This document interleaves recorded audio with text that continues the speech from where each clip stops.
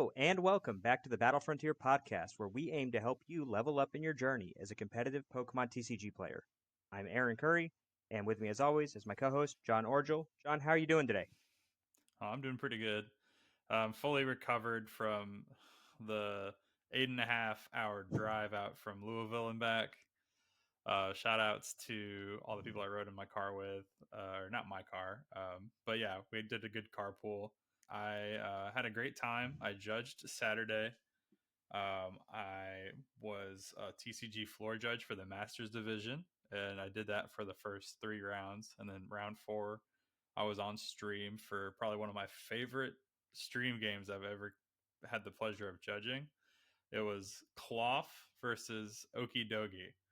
And if you haven't watched the stream, please go back and do yourself a favor. If you're having a bad day, go back and watch it.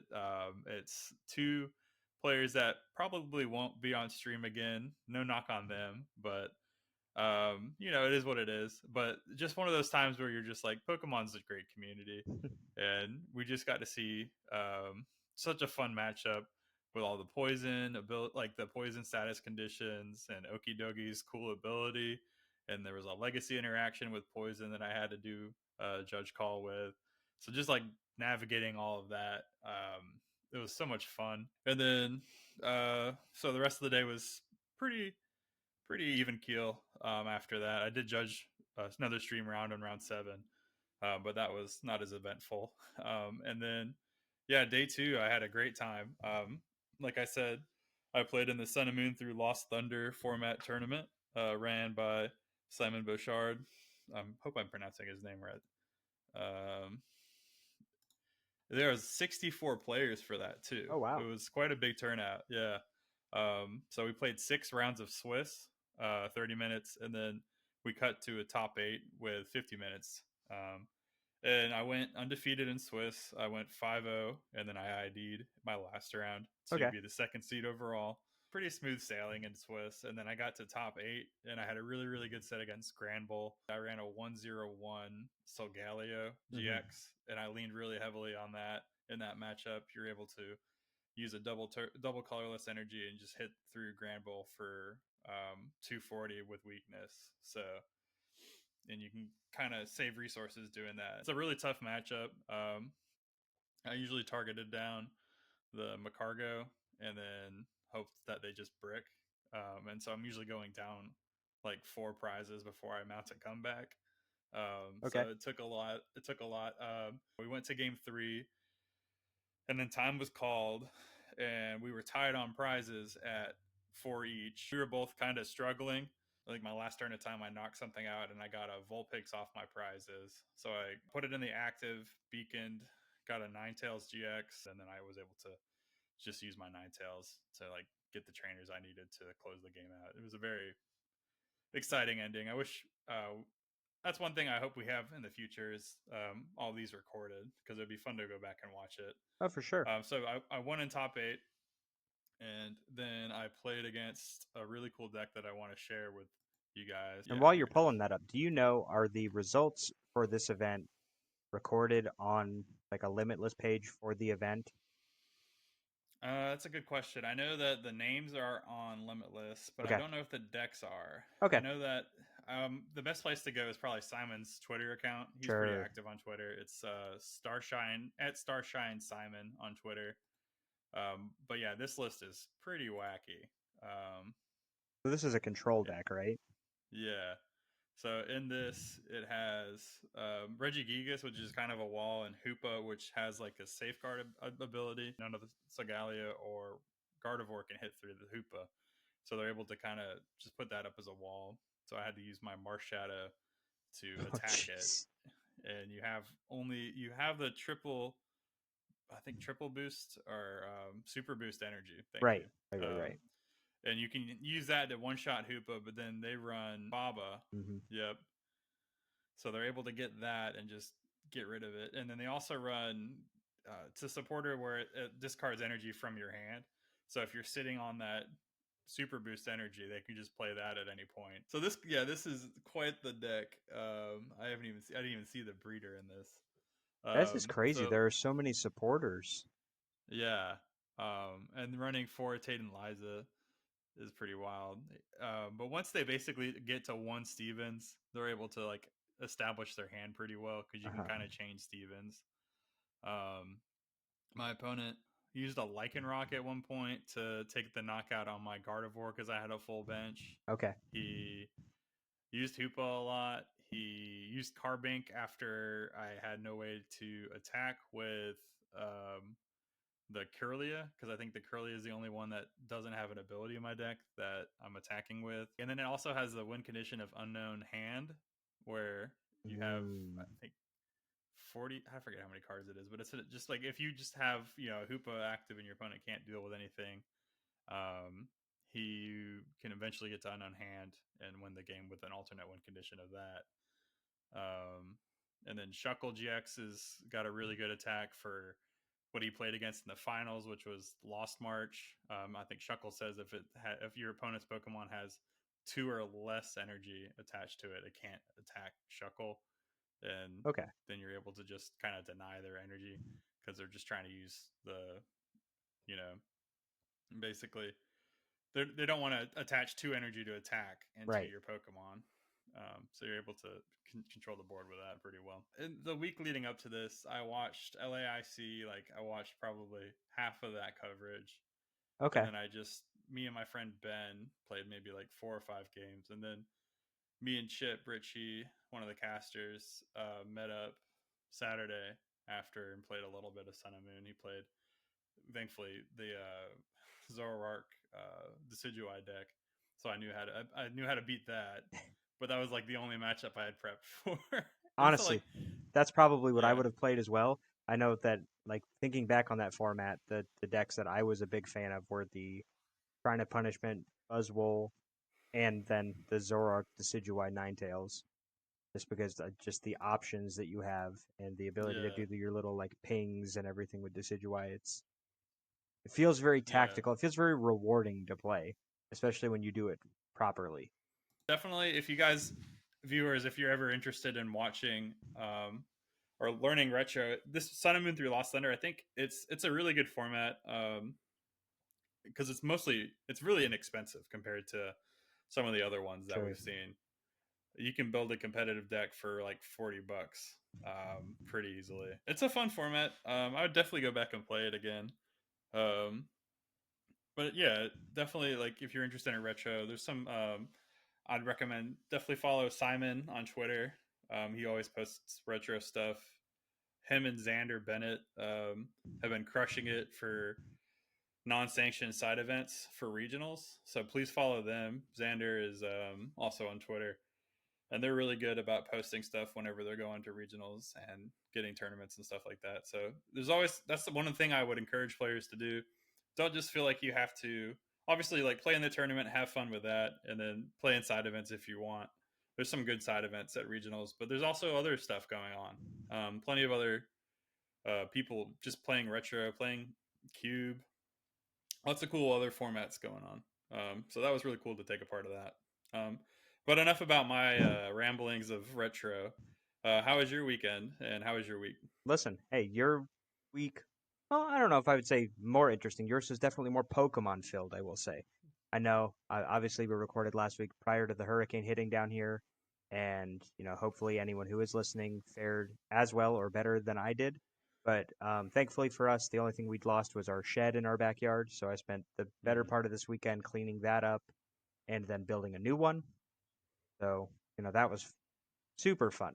But beyond that, as far as just kind of hurricane activities, it gives you a good excuse to stay inside and play board games or do things Mm. that, because you never know when your power is going to go out potentially. So, my family, we own all of the expansions for Disney Villainous.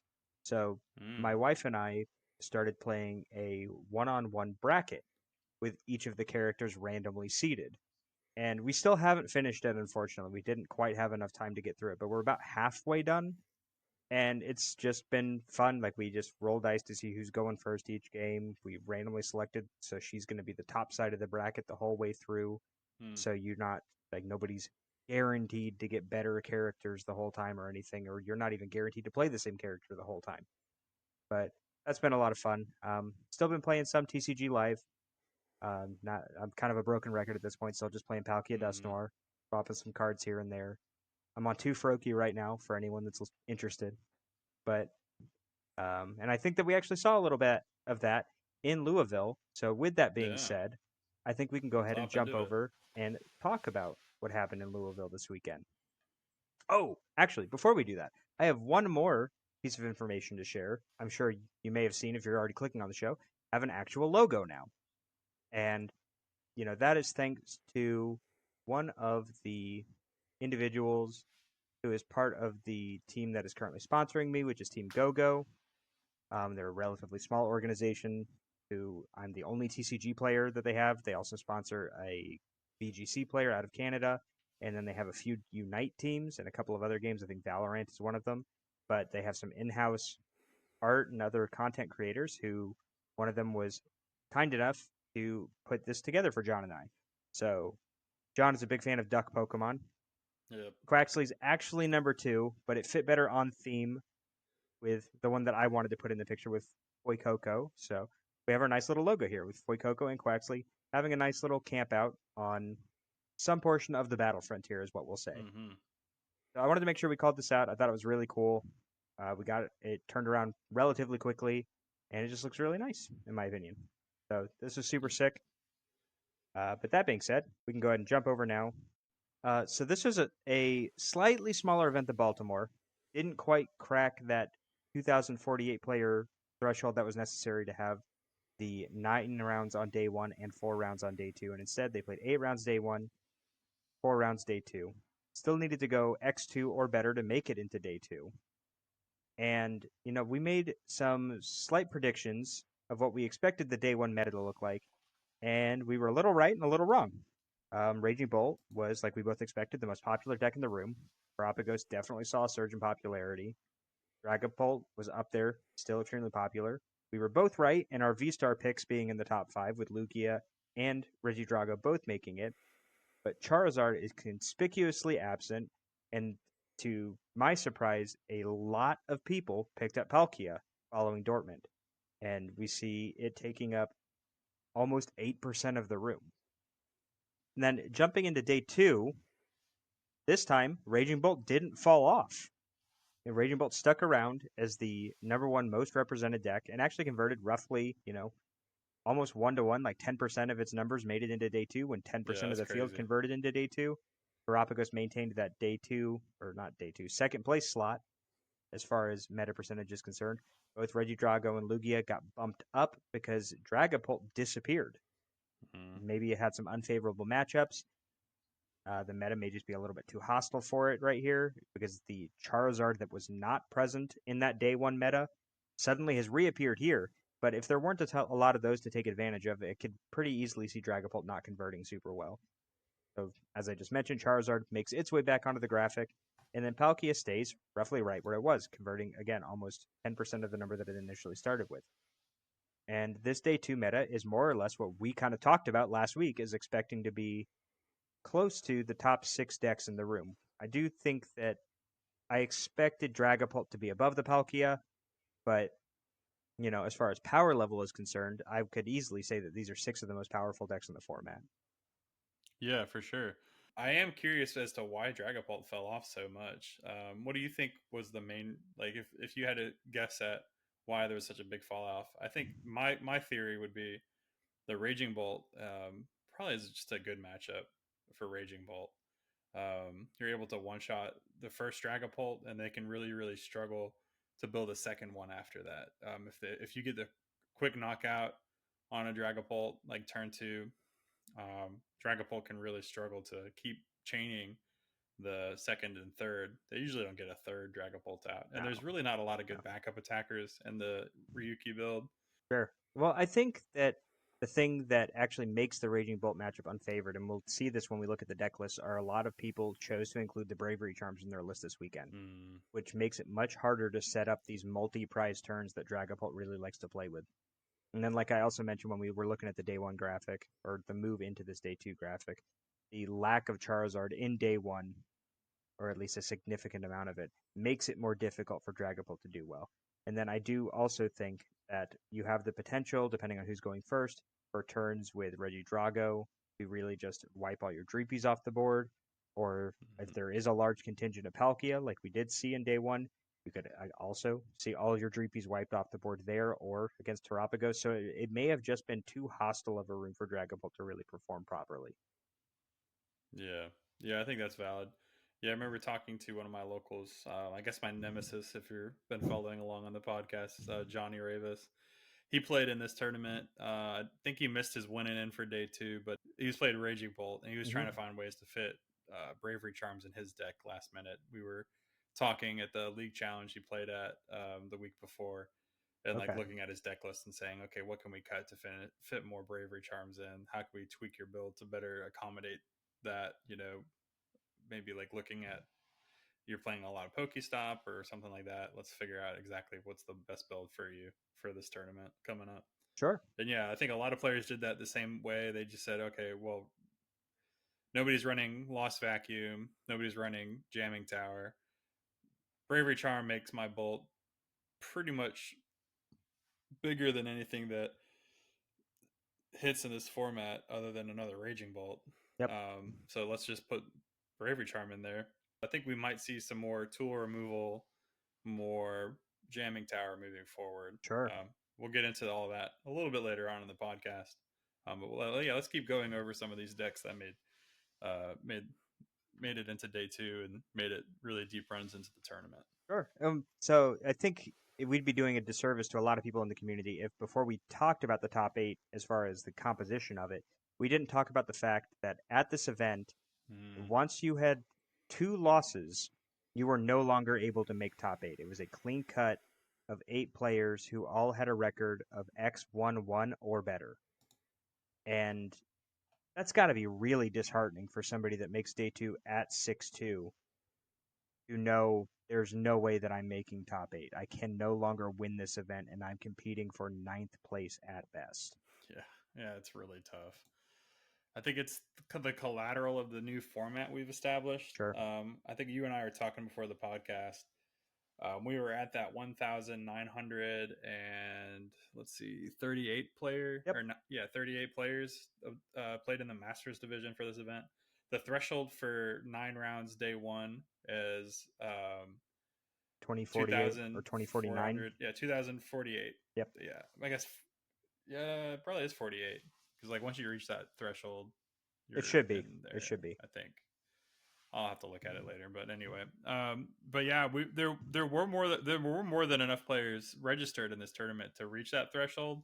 I think at the talk of it when we were in the lead up to this tournament, we were as judges told that there like we were prepping for 9 rounds, and then once the tournament started, we didn't have 9 rounds, and so yeah, it's tough. Like it's already become almost impossible for a casual player that only plays like sporadically to make it to day two, and it's just so disheartening to know that if you have one loss in your day one, you can still make day two, but you're not going to be able to compete for the victory anymore, and that's got to be quite a blow. And I think that's specific to these tournaments that aren't getting to that 2048 mark and above. I don't think there's going to be too many regionals in North America, at least, that are taxed with that. And I think all the European ones that are not quite at that threshold will probably be a little lower than this 1900 we had here. So it won't be as much a factor as it is in this one. I think when we just get close to that threshold is when we have to start thinking about, well, maybe I can't take 2 losses at any point in this tournament. But I think it caught a lot of people off guard, and I know a lot of people were unhappy with feeling like they did everything in their power to put themselves in a position to make top cut. It just didn't work out, and yeah, it's a new thing we have to consider, or new thing that players have to consider, and maybe something that Pokemon looks at. I don't think they're able to fix it mid-season because I think that might invalidate, these past two tournaments or any of the regionals that have gone on so far. I think changing the format mid-season, like we've seen in the past Pokemon change championship point totals necessary to qualify for Worlds. We've seen them kind of look at those and say, okay, well, we don't have the numbers we're quite reaching for, or whatever. Let's like lower the bar a little bit. But changing the format for tournaments is something that I think takes a lot of diligent thought and preparation for the organizers and for organized play in general. And I don't think they're really motivated to change it, even though we do have something like this happen. I think players will have to be the ones that adjusts, not so much organized play. Yeah, and you're definitely right on like the micro scale of this season. Just if you're looking at it as an isolated event, even though it is multiple events, like kind of combined into that singular event. If you wanted to look at it at a more macro level and how can you adjust this moving forward, if you as a player are unsatisfied or unhappy with how this system is operating, make sure you're submitting support Of tickets to course. Pokemon. Like that's really the only thing that you can do. You can complain about it on Twitter all day, or you just yak to people at your card shop about how this system is terrible and you're not a fan of it. That's not really going to do anything if Pokemon themselves don't hear it from you directly. So I encourage everyone, if you do have a problem with the system, or if you like the system, like send a support ticket. Either way, let them know how you feel Yeah. about it. I'm curious to But like you, you said, Aaron. we Sorry, didn't. I guess before we get into too much more, do you feel like this is fair for, we've reached a game, we reached a point where our game is so large, but we're still trying to make Worlds special. How do we ensure that players feel like they're playing for a championship, but also like I don't know, what would your fix be? I guess maybe to throw it in your court. I mean, as far as just how do you fix this situation in particular, Perhaps, yeah. Like you if either you're the make tournament organizer, you if either make top cut, you either make top cut top 16, hmm, or you make top cut like asymmetrical, but instead of eighth place, the cutoff is X2. hmm, And I think that solves most of the problems, honestly. Yes, it makes the day a little bit longer on day two, but that's just kind of a logistics thing that might be unavoidable if you want to, in the eyes of a lot of players, maintain integrity of the event. Now, obviously, you can get pushback from people that would say this is only a problem, like you said earlier, at kind of specific percentages of these matchup thresholds or round thresholds, player thresholds, whatever, like some combination of those terms where we didn't see this be a problem in Dortmund, which hmm, had, I think, around 1,400, 1,500 people. But as we got, closer and closer and closer to that threshold to the next round being added in, something's got to give. And it turns out it was just the point threshold that you needed. Now, there was a chance if any of the people that made top eight had tied going into top eight, I believe. I think it was like places 5 through 8. If they had tied rather than winning their games, we would have had like a 17 player top cut. And so this may not happen every single time, but it has a chance to happen. And that can be, like I said, extremely disheartening for people. So I think that the easiest fix in my mind would be to just figure out a way to extend a top cut and make people feel like it's something that they can achieve. If I made day two, I still have a chance to win the event. yeah, And I think that that's probably the goal that I would shoot for. yeah. I mean, but it just kind of you have to pick your poison. I feel like at the end of the day, because you're not Correct. able to Yeah. have unlimited rounds in a tournament. You're not able to, I think uh, if you make it a top 16, that means you have, in this case, one person bubbling at 17th, right, or 18th. I think there Yep. there was looking at the data, we would have 18 players at a X2 or better record if we did that format. So you'd have two players still bubbling at a top 16, and that's back to where we are with top 8. Last season. Well, that's where my asymmetrical X2 cut comes into Yeah, play. but then And instead, you have that playoff round because the but then current we rules get three already have it extra set up to where you rounds. could go. The current rules are set up, though, to where you could potentially have a top 32 Mm-hmm. as long as enough players have met the proper match point threshold. So the way that I'm proposing doing this isn't adding any rounds of the event that don't have the potential to already exist. Sure. I'm not advocating for let's play 18 rounds of Swiss and then play a top 64.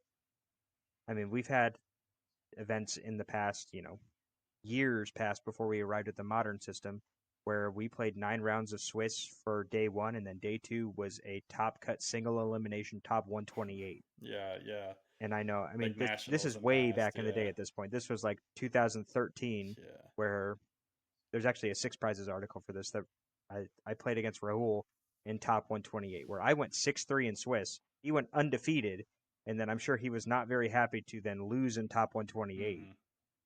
But it was something where I was able, with a moderate record, able to get into top cut and have a fairly deep run in the tournament. I ended up making, I think, either top 8 or top 16. I actually can't Yeah. remember, I guess but that's the counter it argument was though, is like if you go undefeated at a tournament and then you have all this asymmetrical like top cut nonsense. I don't want to say, maybe not nonsense is a strong word, but you know what I mean. Like if you feel like you can get knocked out by the 18th seed or the 17th seed as the first seed, mhm. it just feels really like, why did I try to make a good record? I mean, I guess like seeding doesn't matter as much, and then I think what's it look like for the top 8 perspective here? Like, sure, it's unfair Sure. that X2 didn't make it to um, top 8, but just you can make the argument. Well, you just have to play better. You just have to. I know it's a tall ask, but people did it. You had 8 players that did Right. have a better record than X2, Yep. and the reality is, like, they earned top 8. They figured out a way to navigate the tournament, play the meta game that they wanted, play the deck that they wanted, and put themselves in a position to win the tournament.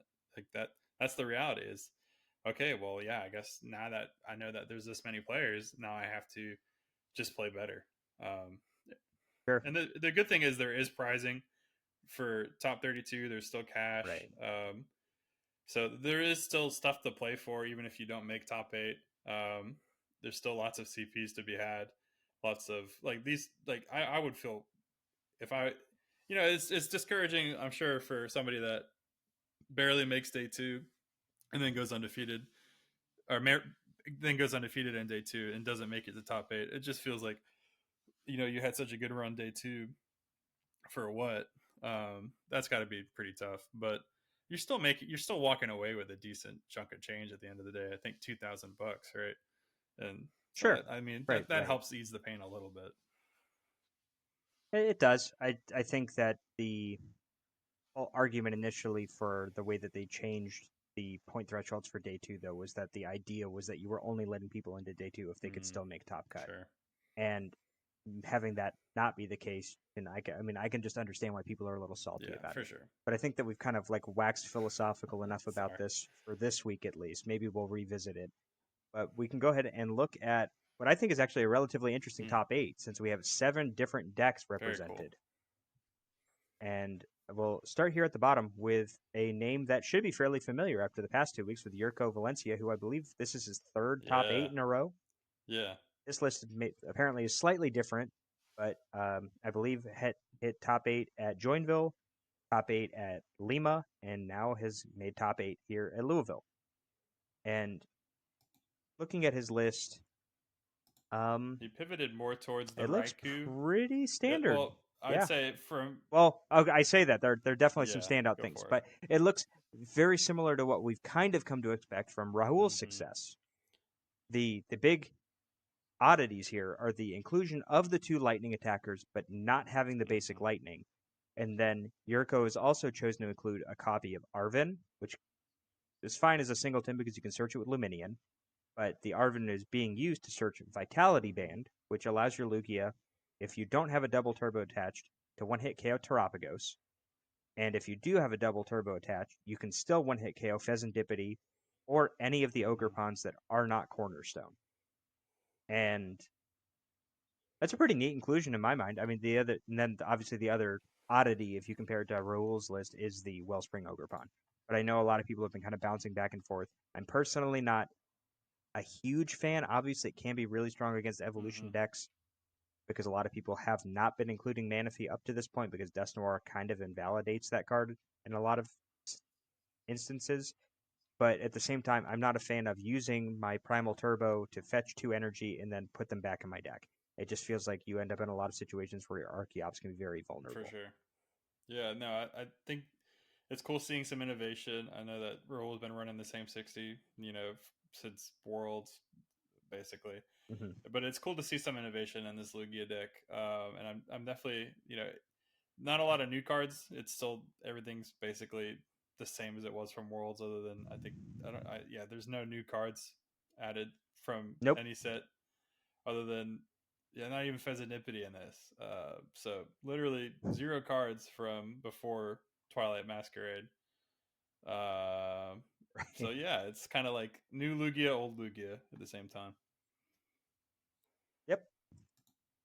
Moving on, we go up to Gabe Smart, seventh place with Terapagos, and Gabe's list looks more or less like what I would consider to be a pretty standard, what I think is a really solid 60 Mm-hmm. for Terapagos moving forward. You can make an argument if you wanted to include the Bouffalants to cut the mana fee, and then maybe like one of the researches to include those as your kind of your bench protection motif.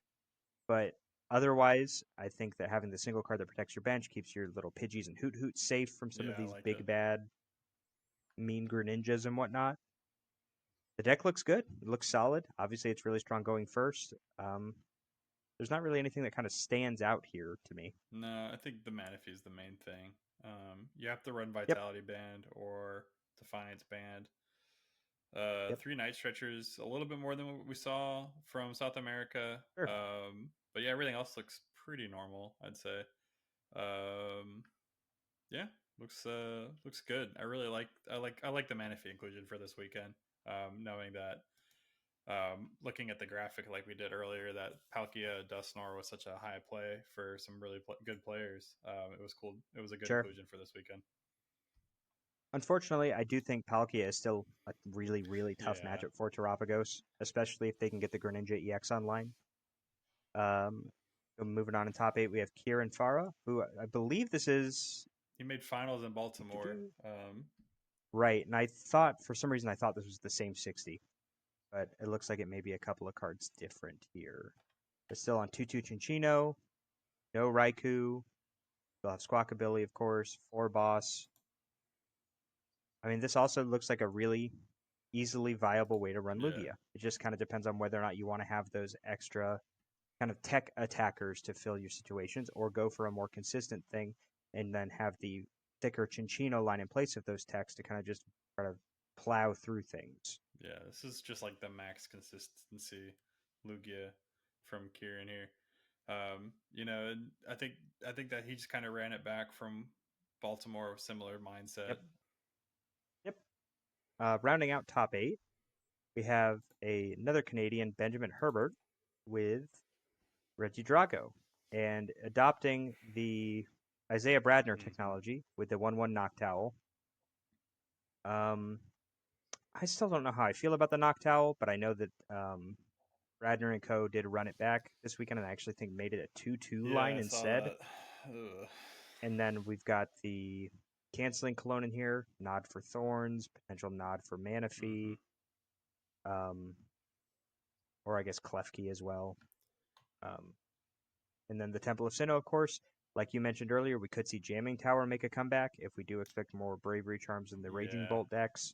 that might have came And back I to think bite that it's him, and I don't know mhm. who he played in top four or top eight rather.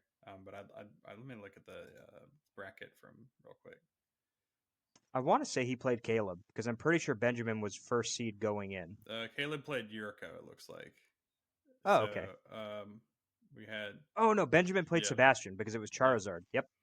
So okay, So yeah, Benjamin played Sebastian Lashmet in top eight, and somehow Sebastian managed to come back in a matchup that many people consider to be nigh unwinnable, or did going into Worlds at least. And it looks like maybe the inclusion of Briar gives the deck enough tools to really come back. Modern standard of a 3/1/2 Charizard mm-hmm. line. Still rocking the Dust Noir, has the full suite of support Pokemon in Rotom, Luminion, Pheasantipity, and Cleffa. Has the Thornton, is using Unfair Stamp as his ace spec of Very cool. choice, and then has a Mist Energy for this weekend, presumably for any Dragapults that may get cropped up here or there. And then also, because we did see kind of a resurgence of Lost Box from a lot of top Mm. players, may have played a role in those matchups as well. Yep. But otherwise, this looks to be, about as consistent of a Charizard list as what I would expect in modern Charizard. You see the increased nest ball count to account for the fact that you have to blind first in a lot of matchups Mm. so that you can try to have as consistent of a setup, as large and robust of a board as possible, even when you go first.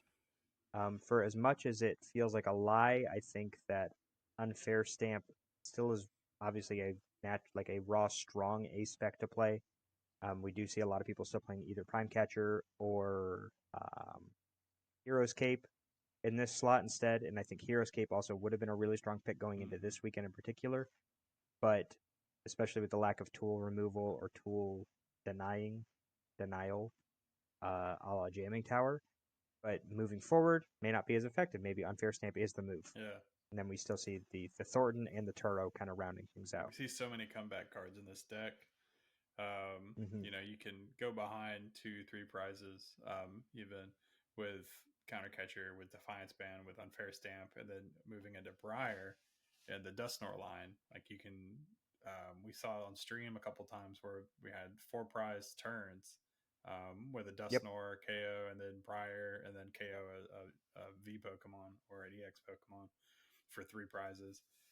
Charizard's definitely still powerful. I will be honest. I did not think that the deck was in such a good position going into this Mm-hmm. weekend. So it is exciting to see Charizard kind of retooled by the loyalists here with Briar. I think that's definitely a new inclusion that we haven't really seen as Sure. much. And then Unfair Stamp is really really powerful, even with like if you can go Counter Catcher, knockout Pheasantipity on Fair Stamp, um, your opponent, like the Terrapagos player or whoever, is going to really struggle to get anything going after that. I feel like, Right. Yeah, it's got to be really strong in Terrapagos in particular, especially in like, unless they can get the Pidgeot set up, of course. But if you can deny that, you know, you're probably in pretty good mm-hmm, shape. I would say, unfortunately for Sebastian, though, he had some rather rough matchups available to him in top four. mm-hmm. So moving on to round out our top four, we had Kyle. I'm totally going to butcher your last name, Kyle, and I Wisniewski, I know think, that. is what it is. Thank you. We'll go with that. But Kyle's playing kind of a hybrid version of the build that Grafton took to ninth place in Baltimore, and then what Stefan played last weekend, or 2 weekends rather, to top four in Dortmund, in that he has the 2 copies of Irida, in addition to the Rotom V, and then also now has an extra copy of Earthen Vessel, which is an inclusion that I really like, and then to Mm-hmm. kind of fit all that in, is cut down to 1 trekking shoe, which seemed to put in some work for the games Yeah, that he was on stream, but also seems really odd to me that you couldn't find a single card that would be better than just putting a shoe in your deck. he just likes the one shoe, man. I don't know. He's saying, "Hey, I Yeah, can't think of anything." He's kind of a safety shoe, like a safety blanket, you know. Just it's there yeah, whenever you're feeling lonely and you just need to rip off and get a Mew or get a rare candy or something. I don't know, but yeah, yeah. I hear I you mean, shoes work when they work. They don't when they Yeah, don't, and it feels really bad for when they sure. don't. Deck is obviously strong. If you haven't picked it up by now, I would pick it up, especially if you're planning to play it at LAIC or any other event moving forward. Pick it up Yeah, ASAP. sooner rather than later so you can get your reps in, practice your sequencing because the deck is very sequencing heavy. Michael Davidson comes in at second place with Lost Box of all things. And, we've seen a rather steady decline of Reggie Drago in terms of meta percentage since the start of this format. And as a result of that, Lost Box can kind of come out of hiding. It's not afraid of the Kirim anymore. It's not afraid of having its board wiped repeatedly. And gets to play with a, modified version of Andrew Hedrick's build, since Michael is part of that whole DDG crew. But this looks pretty bare bones as far as Lockbox goes. You've got your multiple copies of Vacuum, 4 copies of Pokestop. You're trying to just get to 10, turbo it out as quickly as possible, and then swing fast with Ursaluna, swing fast with Iron Hands, deny evolving basics off the bench with Radiant Greninja, maybe even Sableye turn 2 in some matchups. And just getting that out Mm-hmm. hard and fast. I know that Michael and other members of people that were playing Lost Box this weekend said that they just accepted if they sat down across from Reggie Drago, they were going to lose unless their opponent bricked. But that was a risk they were willing to take because they expected that meta percentage to be smaller. And in Michael's I case, it thought the really paid off. 3 psychic energy was interesting. I'm interested to see why he played 3, as opposed to maybe like a third Yeah. lightning, to maybe use arm press more. I don't know. I mean, maybe you just want to see it early and often. You want to draw into it as opposed to mirage gate it out because you're using such an energy efficient attack in Lost Mine. Would be the rationale. But yeah, it's interesting to see because that's one thing that sticks out to me. But everything else, I don't know. I don't think there's any. It's a lot of one ofs in this list, and the one rescue board, which I think is good. 4 Pokestops is pretty standard, I'd say, for a Lost Box at this point. Which I guess is funny to say. I don't know what is standard for Lost Box anymore. I haven't really thought about Lost Box in a long time. Basically since before Worlds. It's such an Mm-hmm. interesting deck. We saw it such a high at NAIC, right? And then immediately after going into Worlds, it just fell off the face of the earth. And so now it's interesting now that Reggie Drago is a little bit less. We're able to see it kind of climb back and assert, hey man, I'm still a really good deck. Like, don't forget about me. I don't know. I'd love to play with this. I think I might pick it up and rebuild Lost Box after not having it built for a couple months. It might be something I'd Yeah. do moving forward. Sure. Yeah, I mean, if you don't expect to have Reggie Drago be a heavy presence in your metagame, I think that it definitely still has a chance to be kind of fitted to what you expect your local metagame to Mm-hmm. be. Because there are definitely metagames where I would want to still include Raikou, where you potentially want to include something like Roaring Moon and kind of retool your energy count to account for that and make it work. Um, just kind of some of those things, the text that you would want to consider and make the deck very adaptable to what you sit across from, as long as it is not a Reggie Drago deck. Yeah, and then taking the victory over Michael in the finals was a rather familiar face in Caleb Gettimer, taking it down with Raging Bolt of all things. Something that we said last week, we did not expect very many high caliber players to come into this event with Raging Bolt. And then Caleb said, you know what? Hold on a second. I'm going to roll up and I'm going to show you who's boss. And like we talked about earlier with Johnny Ravis trying to fit the Bravery Charms in his deck, Caleb found a way to fit 3 copies of Bravery Charm into his list, along with the Slitherwing in place of Sandy Shocks to be able to one-hit KO Terapagos with a 1-prizer, which is also safe to sit on your bench ahead of time from a Dust Noir Curse Blast, thanks to having 140 HP. You can kind of prep it in advance. And then also the kind of other interesting thing that you would note here is the Luminian V to just guarantee that you're Yeah. going to have Sada or Boss when you need to have it, while also choosing to exclude any form of hand disruption. So Caleb says, I'm going to execute my game plan. I don't care what you are doing. Yeah, this is some very interesting decisions. It's like this is a vibe. This is a strategy. We're just foregoing any comeback mechanic we have for pure aggression, pure speed. We still have some prize advantages. I guess we can take with Slitherwing, and but other than that, I think that's just for Terapagos because. Right. I mean, you're not trying to beat anything like a single prize attacking deck, but there's just really none of that in this format. We're not really seeing, Right. we saw Cloth on stream, but like I think most players don't think about single prize attacking decks. Like Ancient Box is nowhere to be seen. There really isn't Mm-hmm. anything like at all in this format right now. Everything is pivoted towards if we're gonna, in lieu of using single prize attackers, we're doing Dust North things. We're doing Briar things. We're doing stuff like that, to try to gain a prize advantage.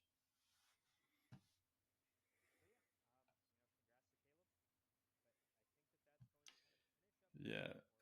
Before we move on, is there anything else in the top 16 or anything like that? I think there were some Snorlax decks because I do think it's important in this case, especially when we were talking about the X2 players maybe trying to finish out their tournament. And Sure. If we just look at, I believe X2, the cutoff was 18th place. We've got 2 more copies of Palkia, another copy of Terapagos, another Lost Box deck.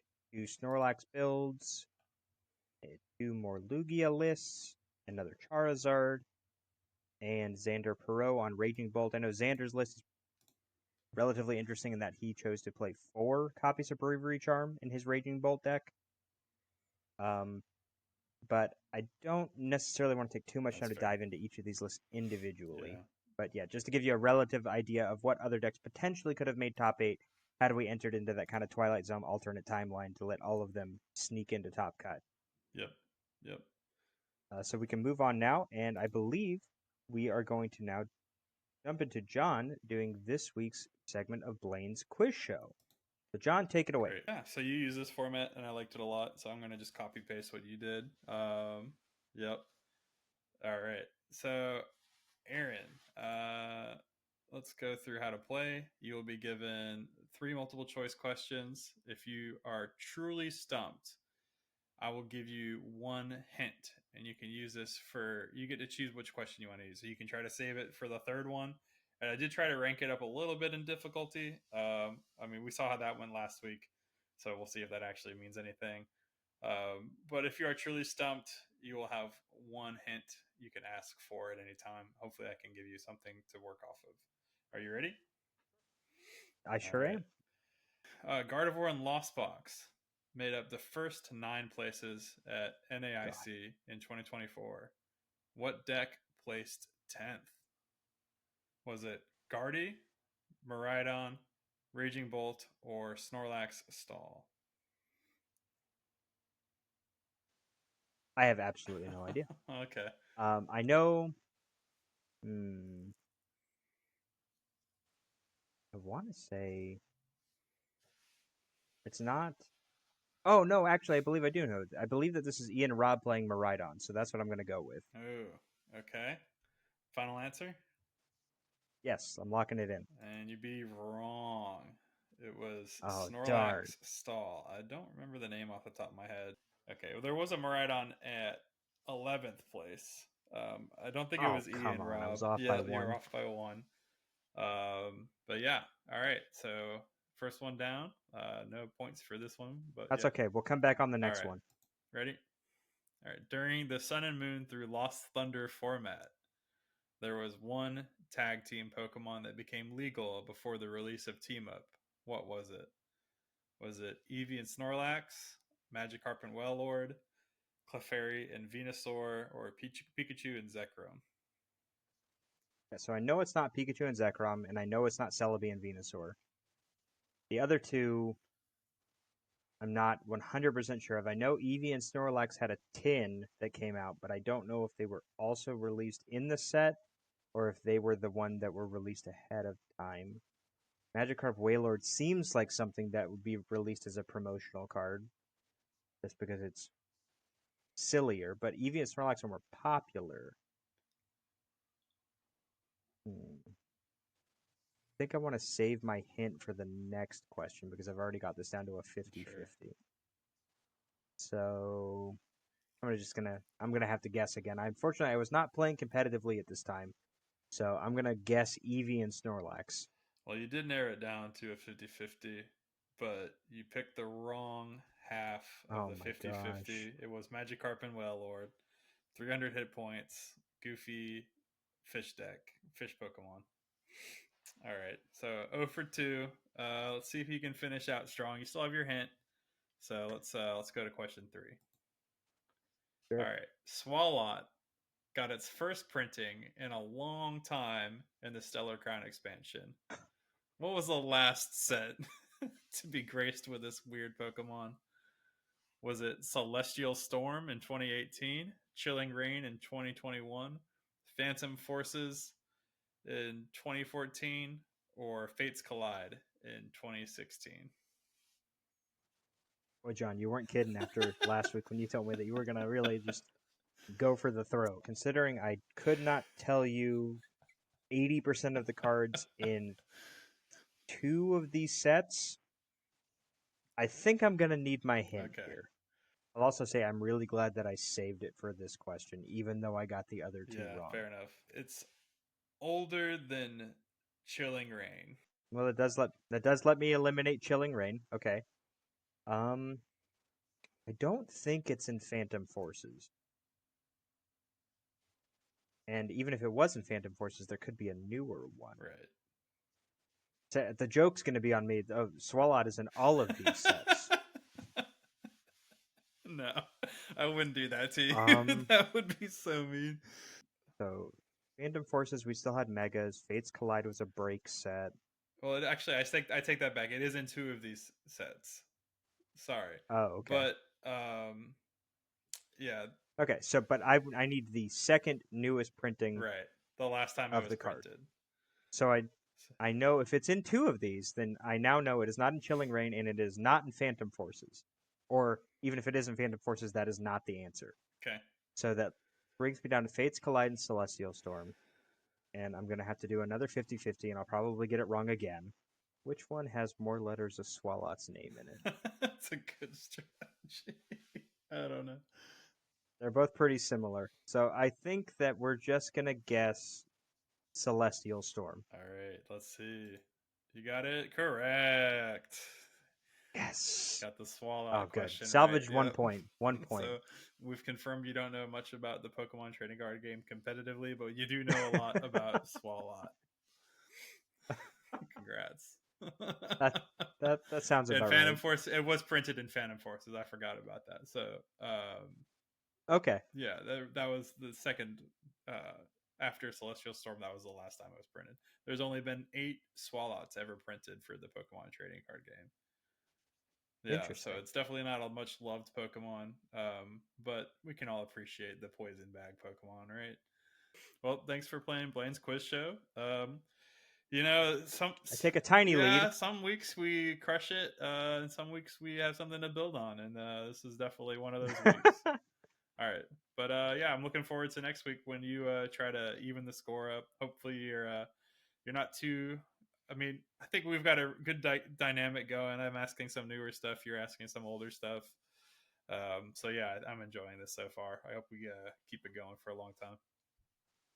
I'm going to ask you what the first set Oh my Swalot was printed in, gosh. so study up. God. Is Swallow already mad? All right, well, let's move on from Swallow here. And so, following that horrible, horrible beatdown that John just delivered to me in Blaine's quiz show, we're going to try something out a little bit different again this week. Last week we went through and John did the ranking haul, going over the championship point leaderboard, and we got a little bit of feedback that content may not be super interesting to players on a week-to-week basis, so it's something that we may revisit either bi-weekly or monthly, or just something where we'll have to play with the frequency of that inclusion. But in its place this week, we're going to talk about a concept that is going to be very familiar to our more hardcore competitive players, but maybe less familiar to someone who is more casual tuning into the podcast that maybe wants to try to figure out how to become that more competitive player. And this week, the topic that we've chosen for this segment that we're going to call Frontier Fundamentals is prize checking. And so, John, first, can you just go over the basics for me? What is prize Sure. checking? Yep. So at the very start of the game, you're going to put 6 cards off to the side. Those are your prize cards. We all know this. And those prize cards kind of dictate what lines of play we can use to win the games that we're playing.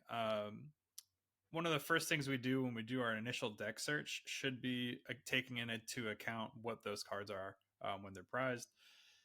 I'm going to speak about what I know with Reggie Drago. Say I'm going against a Lost Box deck. All right, so what cards do I want to see in this matchup? I want to see Kyurem. I want to see if I'm running it Halucha.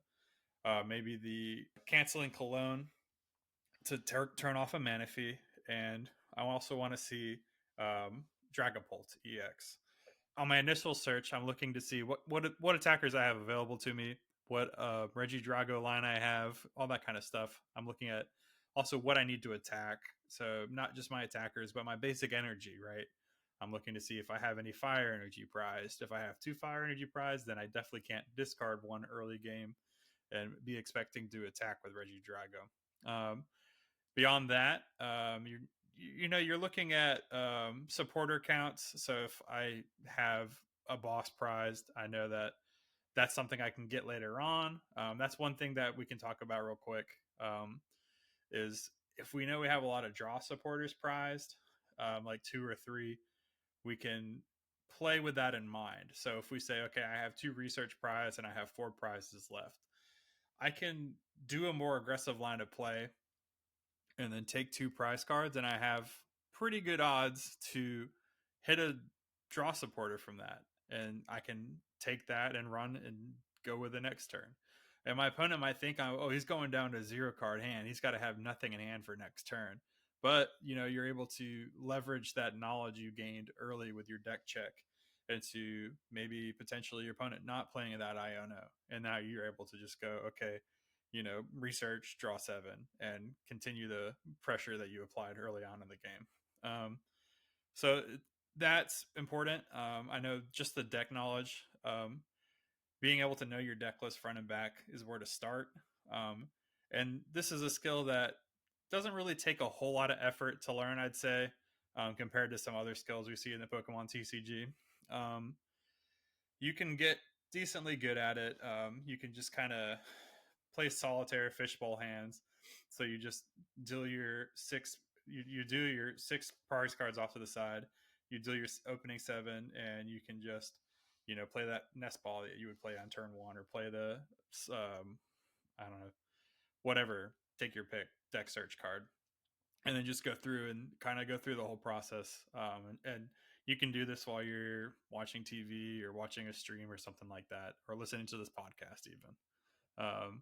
And I think it's a really fundamental skill. I'm going to pass it back to you. Do you think you have anything else to add to that?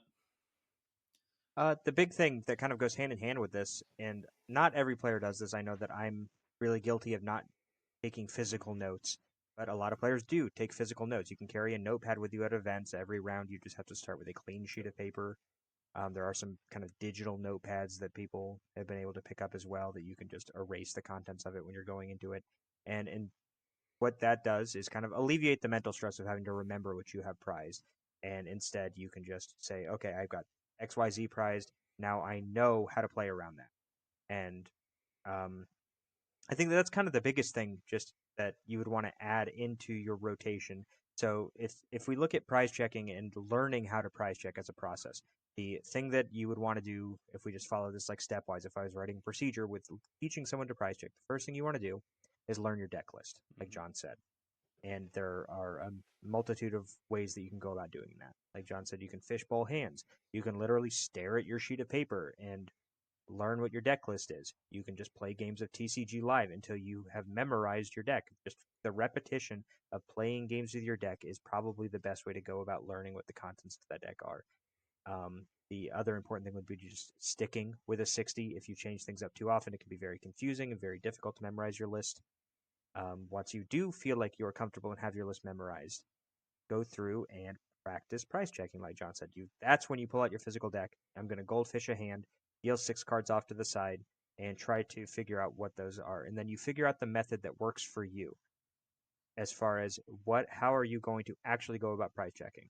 Like John said, if I've got this stack of basic energies as an example, I have 4 of each energy in here, and I deal 4 of them off to the side. Now, suddenly, I want to go through and figure out what are the contents of this stack. So I'm going to go through and I can move all of my grass energy to the front.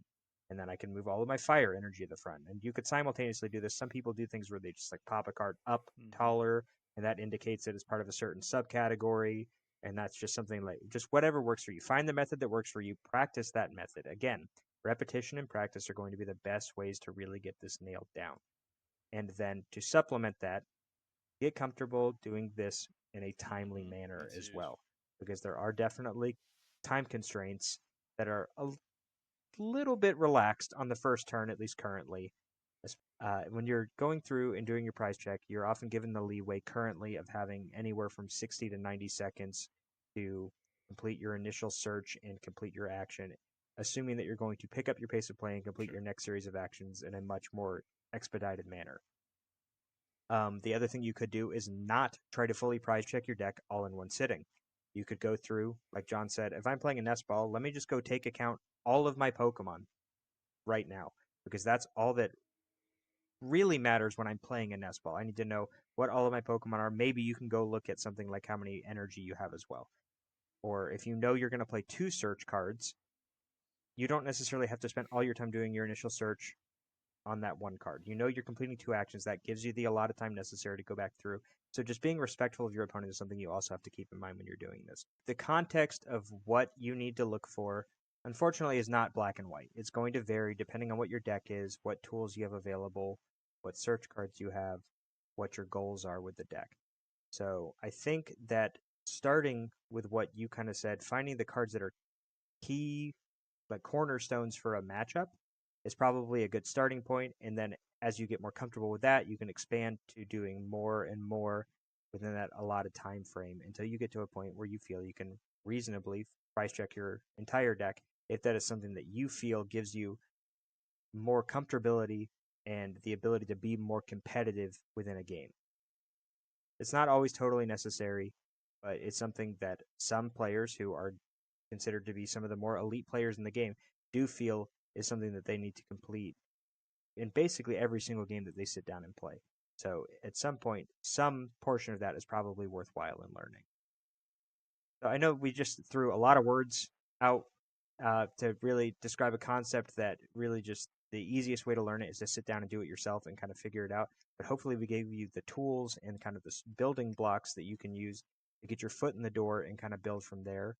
And we will hopefully bring this segment back at some point with another topic and hopefully try to keep bridging the gap between casual and competitive so that everyone can be more successful in their Pokemon TCG journey. And so, did you have any other thoughts on prize checking before we leave that topic? No, I think we got everything I wanted to think about. But if you guys have any suggestions for us for topics in the future, please put those in the comments and let us know what you want to see. We Sure. I've been playing a long time. We kind of forget what it's like to be beginners sometimes, and it can be a really challenging game to break into compared to some other TCGs. So I'm definitely curious as to what you guys think we should look at, and what are you struggling with in the Pokemon trading card game that we can maybe help you with. Absolutely. Absolutely. And that being said, we can move on now. And I'm going to throw a lot more words at people in this week's segment of the time Yeah. capsule. And I'm going to jump way back into my prehistoric All right. Wow. What a stage of dang. looking at 2004 again with the deck that actually managed to win the world championship in the Magma Groudon deck. Really, it was just a Team Magma deck. Key feature to this deck is that everyone kind of wrote it off when the initial Team Aqua, Team Magma set came out. And then Japan brought the deck to Worlds and kind of took the tournament by storm. And they actually managed to take 4 of the top 5 placements at this Wow. event with this deck. This is And first so place, right? this list, yes, this is the first place list that was piloted by Sugiyoshi Yamato, but I believe this is actually the same list for all 4 of Wow. those players. And so the thing that the deck was able to do was be very aggressive in a format that otherwise, like we talked about the Blaziken deck 2 weeks ago, was a little bit slower, and people were trying to kind of just do their thing and set things up. And I'm gonna get my board, and you get your board, and then we'll crash all our big Mm-hmm. guys into each other. This deck instead said, "No, I'm gonna start taking prizes on turn 2." And the way that it was really able to do that was just kind of capitalizing on some of the weaknesses in the format, and that Dark was a good type to have, Colorless was a very good type to have, and Psychic was a very good type to have. And if we look at a lot of these Team Magma Pokemon, like the Groudon here, is a fighting type, but it's also a dark type. And so some of these Magma Pokemon were able to be dual types, including the Groudon and the Claydol. They were able to hit multiple weaknesses, and the whole archetype kind of just works synergistically together. In that you have Team Magma Zangoose, which has a call for family attack that lets you go search your deck for a basic Team Magma Pokemon and put it on your bench. Then also has an attack that does 10 damage for each Team Magma Pokemon in play. And this is important because there was a Rayquaza EX that was weak to Colorless at the time that only had 100 Wow. HP. And so when you have 5 Team Magma Pokemon in play, you have a 1 prize basic that's able to knock out a 2 prizer. Something that if you look at the modern format and you had like Ancient Box when it was able to up trade into other decks, is just a very important trade off to have that can make the deck very powerful moving into those matchups. And then the engine that really makes the deck work is you set up a combination of Team Magma's Claydol and Team Magma's Camerupt on your bench. So Camerupt's Overheat Pokepower, which is essentially an ability, states once during your turn before you attack, You may search your discard pile for a basic energy card and attach it to Team Magma's Camerupt. You put 2 damage counters on Team Magma's Camerupt after you do that energy attachment. And so the damage is relatively inconsequential. You're not really super worried about it because a lot of things, if they're going to snipe the Camerupt, are probably just going to one-hit KO it anyway. But you get that extra energy acceleration for your turn, and then Team Magma's Claydol has the Magma Switch ability that says once during your turn, you may move an energy card attached to your Pokemon with Team Magma and its name to another of your Pokemon. So you would accelerate the energy to Camerupt, Claydol can then move it off to something else, and you're able to just kind of get this surplus of energy built up on your board while you're pressuring your opponent. And so you see cards that are reminiscent of the modern Pokemon catcher in the form of Pokemon Reversal. Literally does the same exact thing as modern Pokemon catcher. And so your opponent could be trying to hide something that you would consider a prime target on their bench, and Boss's orders did not exist in this format. So this is really one of the only ways that you could gust something up. And then to combo all this, we're running a fully one prize deck. There are no EXs in here. And it plays Desert Ruins as a stadium of choice, which was a newly released card in the Hidden Legends expansion. It says at any time between turns, each player puts 1 damage counter on his or her Pokemon EX with a maximum HP of at least 100. What this did was soften up cards to get them in range of being able to be KO'd by Groudon, by Zangoose, by Claydol. The other kind of key thing, I kind of glossed over this, because the Groudon and Claydol are dual types with Darks, we had a special Dark energy at the time. This was actually before basic Dark existed, and this said if the Pokemon that this Dark energy is attached to does damage with an attack, the attack does 10 more damage. And then at the end of every turn, you put a damage counter on that Pokemon unless it is a Dark type. And so you just have a deck that's able to hit hard, hit fast, and kind of across the course of a game pick off targets on your bench with those Pokemon reversals, and it just made it really hard for decks to trade into it properly. And we saw Chris Fulop was able to, like I mentioned in the Blaziken edition of this segment, take advantage of that Blossom to kind of combat the deck slightly, but still ultimately ended up falling to the deck in the finals. So it's a very powerful deck. I know that there are some more kind of optimized modern variants of it. Like I know that the Underground Expedition supporter that Yamato chose to include, which just reads, look at the bottom 4 cards of your deck, put 2 in your hand, and put the other 2 back on the bottom. Obviously not the best card for the deck when you look at it in hindsight. I know Magma's Groudon, or Team Magma, I should say, has continued to be a strong mainstay in the 2004 retro format as people continue to try to innovate and refine the decks from it. It's something where if you have enjoyed the one prize decks that have existed over the course of more modern formats and you want to visit a retro format, I think this would be a great starting point. Yeah, it's definitely cool to see like the pink chunky or yellow chunky borders on stuff. Real quick before you go on, what does the magma energy do? Is it just Oh, I totally glossed over that. Thank you for yeah? bringing that up. Magma Energy just provides 2 dark or 2 fighting, and then you discard it at the end of Okay. the turn. It made it so you could go from having no energy on a Groudon to attacking with it in a single turn with its Pulverize attack. Team Magma's Groudon Pokebody, which again, when we can combine modern terms with Pokebody, Pokepower, eventually get merged to Yep. ability at a later Simple state dumb. in the game's history. But his Power Saver ability says as long as the number of Pokemon in play that has Team Magma is 3 or less, Team Magma's Groudon can't attack. This does count yours and your opponent's, but it was very rare to see a Team Magma mirror, so it was mostly you just had to have 4 Team Magma Pokemon in play for Groudon to attack. And then its first attack for a fighting and a colorless is Linear Attack, which just lets you do 20 damage to any Pokemon on your opponent's board.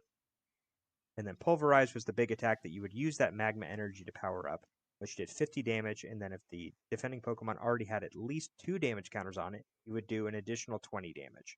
And so if something that already has 20 damage on it, you then hit it for 70, you're putting it up to 90. Typically, the way that the Pokemon would already have damage on it is because it's an EX, so you're getting that repeated kind of chip damage from that Desert Ruins over the course of a game. And Groudon was just able to do a lot of big damage out of nowhere, was really able to take out a lot of evolving basics in the format. Most things that were evolving basics at the time had 40 or 50 HP. So you could do something like reversal up a Torchic and just pulverize it, and it gets knocked out, and you take a prize. And if your opponent trades back into you, typically you're okay because you're probably only losing 1 energy if you used a Magma Energy to power up the Groudon. And so it's all about taking kind of efficient trades where you can and capitalizing on your ability to kind of amass a critical mass of energy and putting it where you need to. So you get to do some strategic gameplay, but you also get to hit hard, hit fast, and not have any of the frills of having to worry about two prizers sitting on your board. Gotcha. What's the card next to reversal there? The magma ball? Is that a Team Magma Ball just is roughly equivalent to capturing okay? Aroma in the modern game. You flip a coin. If heads, search your deck for any Pokemon that has Team Magma in its name. If tails, you search for a basic with Team Magma Okay. in its name. And, oh yeah. All right. Well, thanks, Aaron. Yeah, this is such a cool deck. And it's a strategy. What's the camera up line? Is it a 1/2? Like a See, I glossed over another very okay. important card to the deck. You can get away with a 1/2 because you have the Maxi supporter that lets you play from your hand or discard pile a Pokemon with Team Magma in its name and put it on your bench. If it's a stage 2, you put damage counters on it. We're not worried Right. about that drawback because we're not running any stage 2s.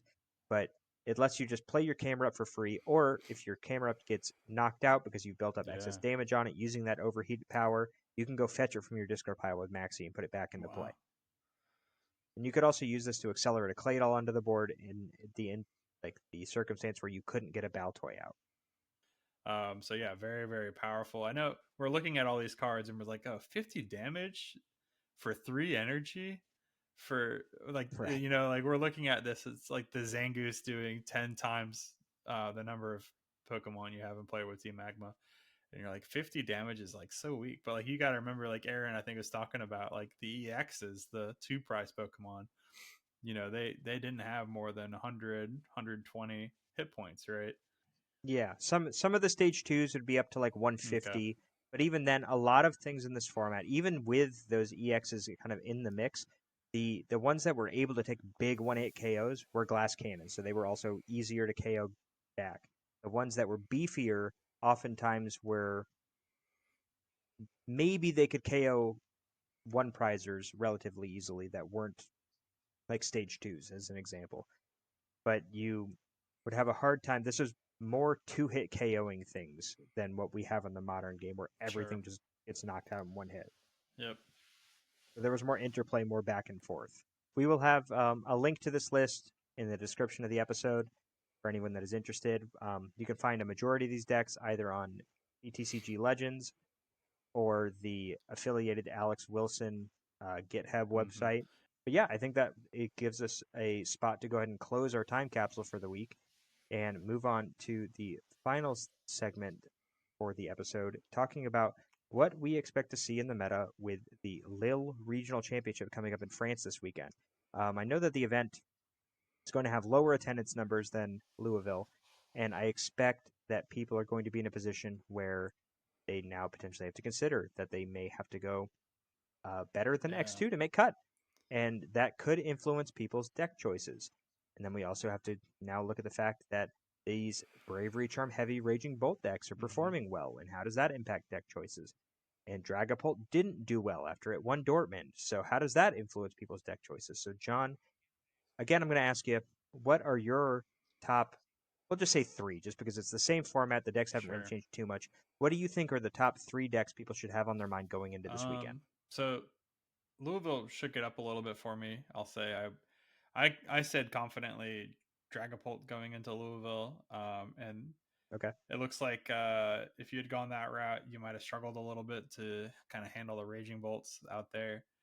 I think Raging Bolt has a target on its back now. I think Europeans might try to seek to counter that with like a Noivern maybe, or something like that. I could see Control doing really well this weekend. So I think that's probably. I'm not gonna just choose like the top 3. I'm gonna choose what picks I think I'll see. I'd like to see this weekend. I think I'd like to see a control style variant. We saw a couple do okay, like top 128. We saw some Mm-hmm. Snorlax decks just miss out on top 8. So I'm hopeful that we're going to see like a Pidgeot control do well, have a deep run. The meta is more established, and we usually see after a meta game gets established that control is able to do more.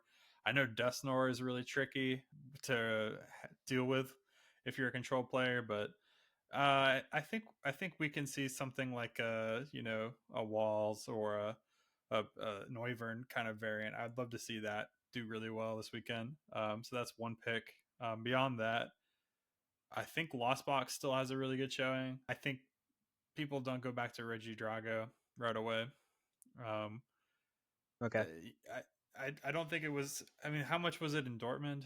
I'm trying to remember. It was pretty popular. It was still sitting around like the 7-8% mark. Like it's definitely been on the Yeah, so downswing. if it stays at that, I think Lost Box is still in a really good spot. I mean, it got second this week. By all intents and purposes, I'd say it was in a decent spot to close the tournament out, and then just got a little unlucky. We did see something equivalent to a misplay, leading to just Michael Davidson getting in a weird spot in Game 3, and it being really hard for him to recover from there. But yeah, Yep. I think it's still in a really good spot going into this weekend. And then I think I want to see Palkia Dustnor. I know do really well. I know that you're always cheering for that deck, but it's still in such a really good spot right now. And I don't think Mm. these results from this weekend really change that too much. I don't I don't know if it's better than Terapagos. It's definitely at least equal to it, but you definitely have more options. It could struggle against a Lost Box deck, perhaps, but I think with Greninja, you're still doing really well. Like most Lost Box decks aren't running Manaphy. They're not really countered. They're not built for. They're not built for Trifrost, so they're definitely not built for Radiant Greninja.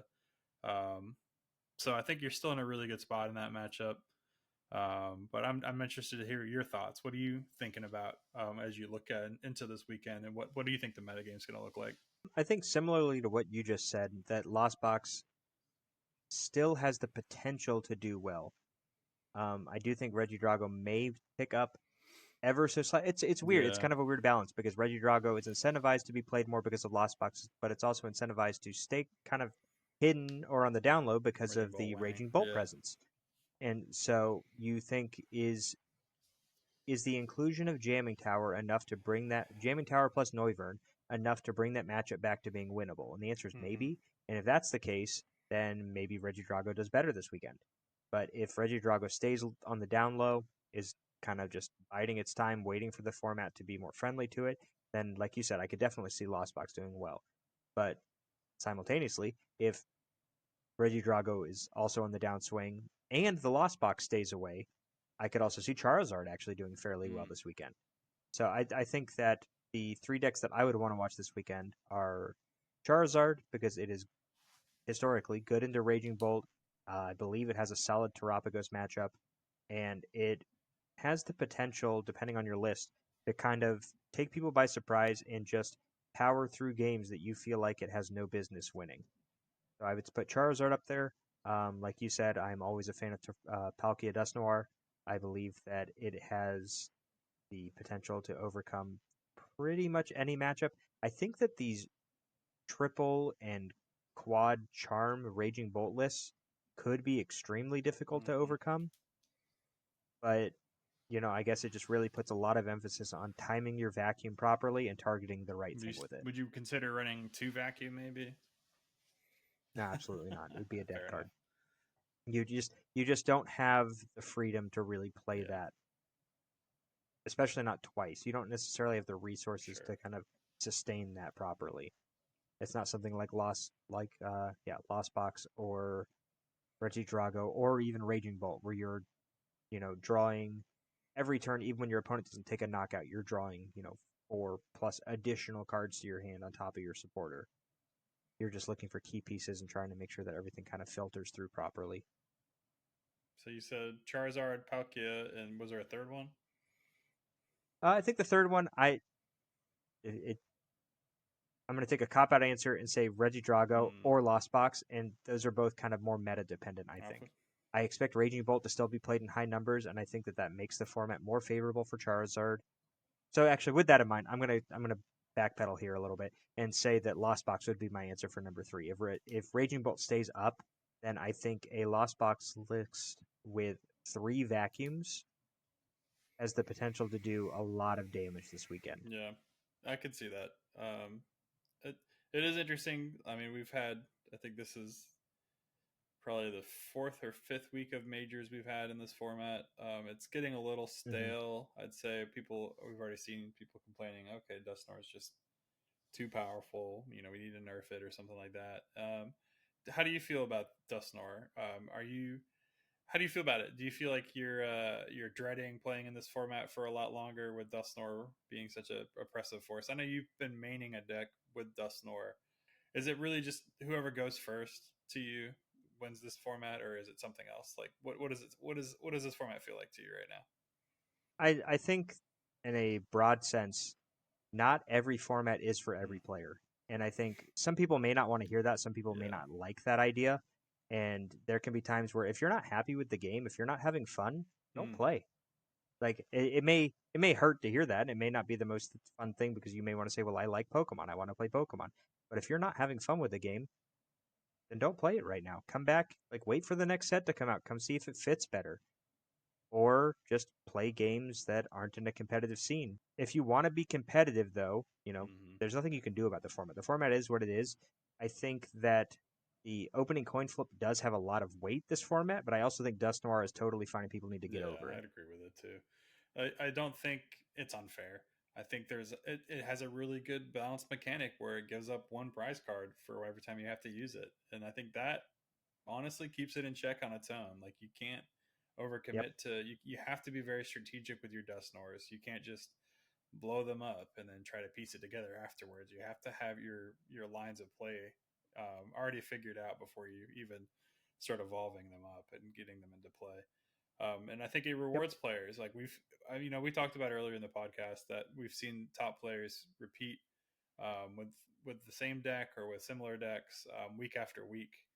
The trend continues, Aaron. I think when people are saying it's an unfair format, but we keep seeing top players doing well, then it's like, well, maybe you're just not enjoying it, and that's like you said, that's fine. But I mean, Lugia is still doing well. I don't think Yep. it's not all just Dustnor decks, right? Like we looked at that top cut from this past week. It wasn't all just Dustnor decks. Like it wasn't the thing that people were dreading, where it's like you either play Dustnor or you lose. That's not the case. Yep. So I don't think I think it's a lot of hot air. Pokemon players love to have crises, and I'm saying that as a Pokemon player that has had crises, so I'm self-aware. But um, yeah, I'm excited to see what happens. It's old, but European players always seem to find new ways to play. I'm sure we'll see like an Iron Thorns make a run or something like Sure. Miraidon maybe come back out. Maybe Yella comes back down with Golden Go for Lil. Well, Yellow's a lock for top 8. I don't know. Like, it's going to Yeah, happen. so it's always fun to watch European. I know you got to wake up a little bit earlier on the weekends, but that's why they're always recorded, and you can always watch it a little later. So, all right. Anything else you want to talk about before we close out? No, I think I'm good. We have rambled on long enough. I would say just final thing here. If you have any feedback, again, I know this is probably the fifth time we've Yeah, mentioned it this episode, but we would love to hear it from you. Please let us know in the comments of this episode on Apple Podcasts, on Spotify, on YouTube, wherever you are listening or watching. Let us know what you think, and let us know if you feel like we're just way off base on something. Let's have a for discussion. sure. We'd love to see it. We'd love to be in touch with you. Otherwise, I think we would want to just wish everyone, best of luck if you're competing Hmm. this weekend. Um, be sure to keep an eye on these results and the results of all of these majors as we head into LAIC because it is the same format. It'll be here before you know it. Recognize that Dust Noir is not going to be banned for LAIC, and even if it was, you would probably complaining about wanting to ban Pheasantipity too. So neither of those things are happening. Thank you. We will see you next time on the Battle Frontier.